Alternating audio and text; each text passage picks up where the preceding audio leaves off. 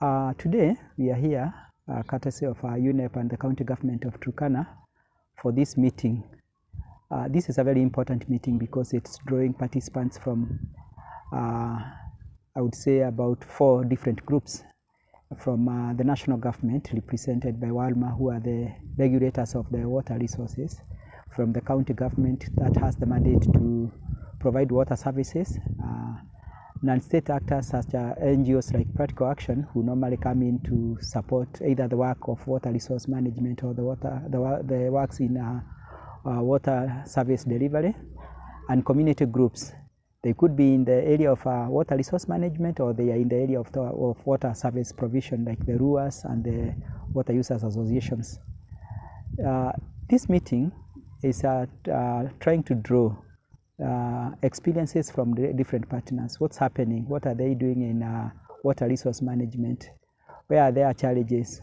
What's happening in the issue of in the area of water services provision? Because you cannot have a conversation around water service delivery if you are not also talking about water resource management, because it's out of good management practices that you can be able to you will be assured of continued service provision.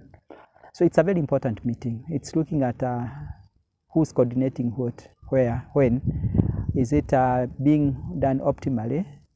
Where are the opportunities for future in terms of the different actors being able to engage one another and look at how they can best improve on water resource management and water service delivery. When you look at non-state actors like Practical Action, they do quite some significant amount of work. They work with communities, they work with government in water resource management, from protection of the catchment areas, training groups on how they can do reforestation, the whole realm of ensuring where the water resource is protected. So that, for instance, issues of pollution, issues of inadequate recharging, and therefore you create an ecosystem that allows the water resource to recharge adequately for it to continue providing adequate water. At the same time, non-state actors normally have been in the front line in providing water services. They work hand in hand in the county government and the communities, be it drilling boreholes, doing pipeline extensions, water kiosk, trying to automate and improve governance, training the communities that normally manage the water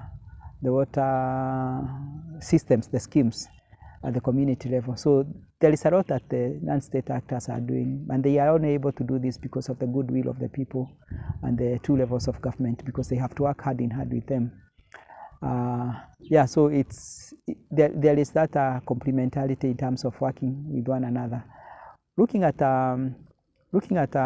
some of the things that have been discussed here and some of the take-home messages, one of the things that we need to be very clear is, for instance, when you look at the schemes that are operated by the community, what operation model do we use? What are the favored models by the county government? When partners are coming in, what conversations are they having with the county government in terms of effective models? Because at the end of the day, people need to have resources to maintain those systems. Those systems will only be maintained with they will have resources to maintain them when they have a model that is working for them, the operation model. So in terms of our county, which are the models that are working well, and ensuring that the people who are operating, they have resources that allow them to take care of those schemes over time. When you look at say a span of 5 years, 10 years down the line, and therefore they become self-reliant. The second thing is that we focus more on water service delivery. They are not so much on water resource management, and it is time that we put in a little bit more efforts, a lot more efforts, not a little actually, a lot of efforts towards water resource management, more resources, because that's where we are sourcing our water. So what are we doing about catchment areas? And more resources need to be committed towards that. Again, when you look at the quality of our water, there are 2 main issues. Either it has an issue to do with pollution, or it is saline, a good amount of the water resources that we have. And some of the things that we need to really think about is how do we ensure that all the water sources are protected from pollution. How do we educate our people? So we need to intensify efforts around sanitation, for instance, around how we manage effluent.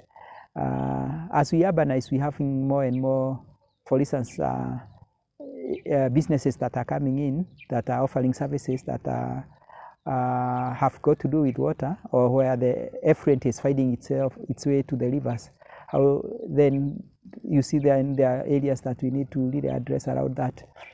Then there is the issue of the water quality in terms of salinity, and in some areas we have had investments done, but the uptake of the water is not good because it's fairly saline. We need to intensify efforts around getting technologies, cheaper technologies that can be, say, solar powered, and probably that are appropriate for some of the things that we need to do, like desalination and defluoridation. Yes, those are some of the things that we really need to focus on, even as we protect the water from the pollution that is happening because of man-related activities, be they agriculture, where we are doing micro irrigation or spraying crops and using chemicals that have whose residue finds itself in the water bodies. So there is a lot that as NGOs, as the people of Turkana County, we are taking from this meeting. And I think those lessons, once we take, we go back to the drawing board and we incorporate some of those lessons or take home messages, we'll be in a position to improve the quality of water and also the quantity that is available and which is of good use, and therefore improve the quality of life of our people.